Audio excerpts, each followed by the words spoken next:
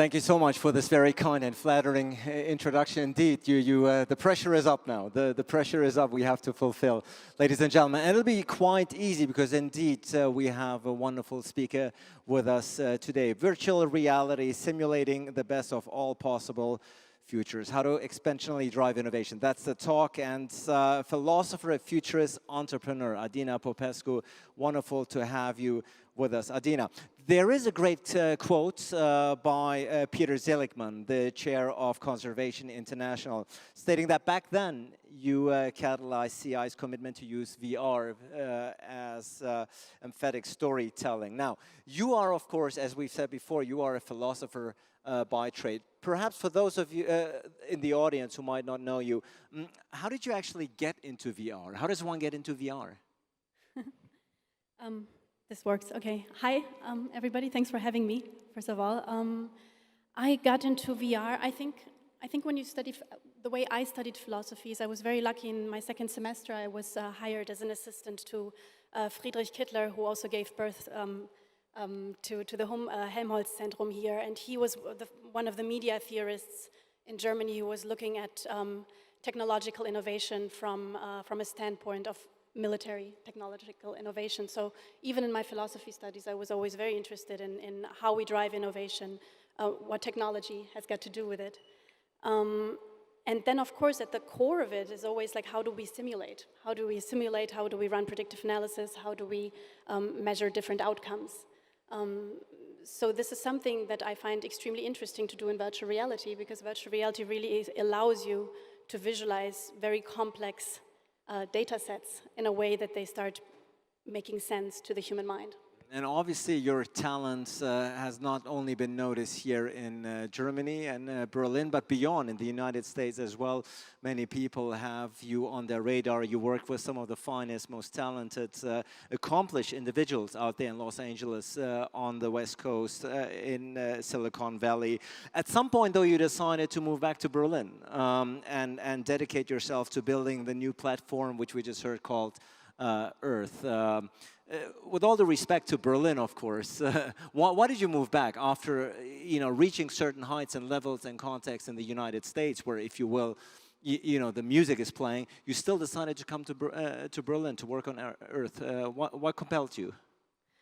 Well, what compelled me, first of all, is I'm European and I missed Europe, so I came back. The second thing is that I find that there is an incredibly vibrant community out here in Berlin, especially when it comes to the technologies that I'm interested in, which is decentralized networks, blockchain, crowdsourcing technology, everything that's basically dealing with crowdsourcing. There's just so many brilliant minds here, programmers, and it's much easier to start developing something here than, let's say, in San Francisco, where the rents are just through the roof.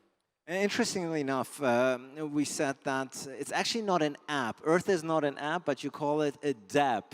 A decentralized app, for those who might not have heard the term before, like myself. What is a DApp? The difference between an app and a DApp is that it's decentralized. So that means that, that the app is basically, the ownership is decentralized. So everybody who's contributing to the DApp is a co-owner in the DApp with the data or the content or whatever it is that they're producing, they're contributing. And it's a crowdsourced, machine learning-based innovation platform for global challenges, of which there are quite many. How much can you reveal? I know you're in the preliminary stages, obviously, of Earth. How much can you reveal? How much can you tell us about this DApp? Well, we just listened to IBM, and I mean, it's just incredible what this one company is able to do and how much they have basically committed themselves to solve those global challenges. I just believe that there's so much intelligence out there. There's just so many people who can provide us data points. There's so much. Right now, one of the biggest problems that we have is the data that we're using to build our algorithms is extremely flawed. It's extremely spotty.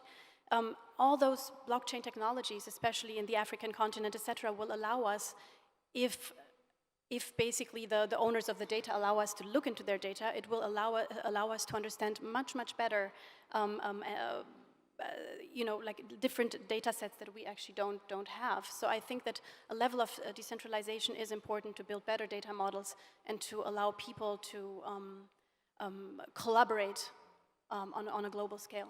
And of course, a lot of talk has been surrounding this conference, the startup energy transition, of course, about successful energy and climate transition.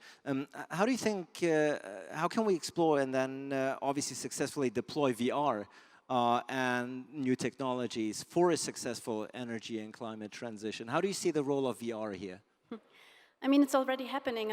Friends of mine, a company from Hamburg, just built a digital twin of Berlin.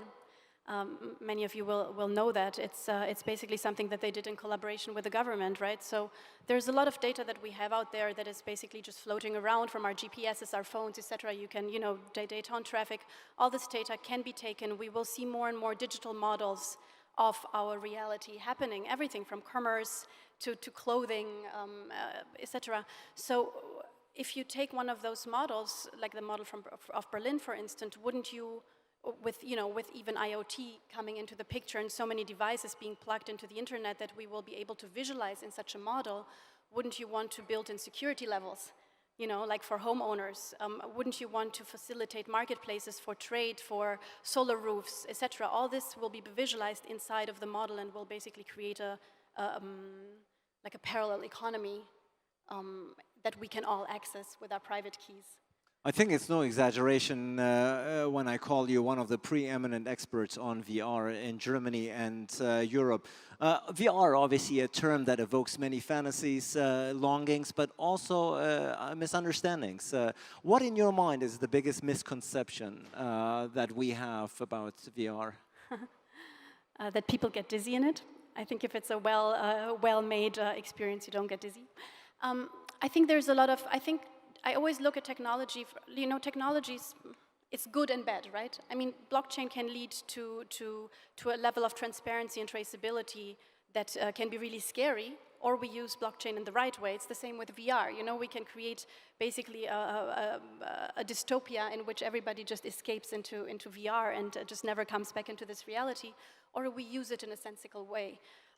I was always interested in VR because it allows us to visualize complex models that most minds will not be able to understand and to have an emotional relationship to. With Conservation International, what we did back then was very simple. We basically just put people into environments they could most of the time just not reach by themselves and show them the disintegration of that environment. But if you bring abstraction into it, like data models, then VR becomes much more interesting. Of course, one cannot call him or herself a futurist and not be asked about the future. That just goes without saying. And of course, the question sort of lies here on hand. If someone is asking you about the future of XR and how does it combine well with blockchain, if you can indulge us and take a look forward, what would you say? What's your assessment? I think that that's certain security layers, you know, fog, cloud computing, and blockchain are extremely important in those digital twins that we are building, because you need to. I mean, we're all talking here about, you know, assessing cities, smart cities with satellite imagery, with on-the-ground data. At one point, people will start asking questions. They will want to know: am I anonymized in this model that you're creating of the city? Do I have a part in the marketplace? You know, if I have a solar roof, how do I actually start creating a consortium with or a co-op with my own block of solar roofs, and how do we start sharing data with each other, and how can we make sure that this data is trusted and secure? So we won't.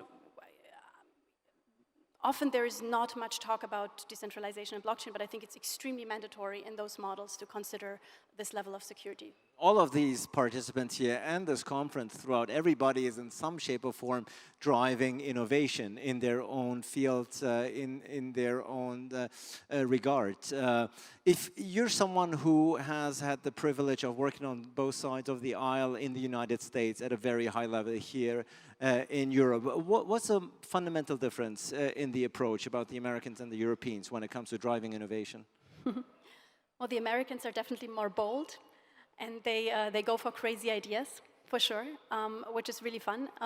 I think one of the great things here in Europe is that people really do try to understand the ethical implications of what they're trying to implement. And there's a little bit of a slowdown and a criticality, and not to get excited about every new technology, but to really understand what the consequences of their implementation is. We're slowly running out of time, but that's why we're talking so fast. Indeed, and very much appreciated. It shows that you are able to really pack so much content into such a short amount of time. So let me touch upon your vision of the future again, just a bit before we wrap up. Tell us what we can expect. So we as customers, we as consumers, what can we expect in the field of VR in the short term? I would rather actually say something related to this, but sure. I think, well, I always see, I never really just look at VR or machine learning or blockchain. I'm trying to understand how this is a toolbox and how this toolbox can help us to build better models, right? So ultimately what IBM is already doing is we will, everybody's big dream is to understand how can we take all this data that is out there and link it in a way that we can run better scenarios, so that we can understand, ultimately it's bookkeeping, right? It's understanding this is how much land use we have, this is how much energy we have left, this is how many resources we have. How can we actually calculate and how can we mitigate the risks that we're running into?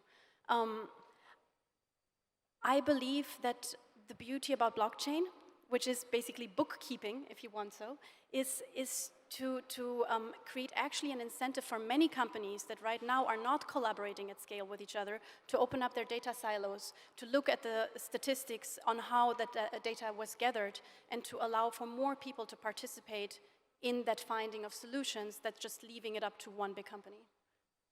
Ladies and gentlemen, virtual reality, simulating the best of all possible futures, how to exponentially drive innovation. A great pleasure to listen to the philosopher, futurist, and entrepreneur, Adina Popescu, ladies and gentlemen. Thank you.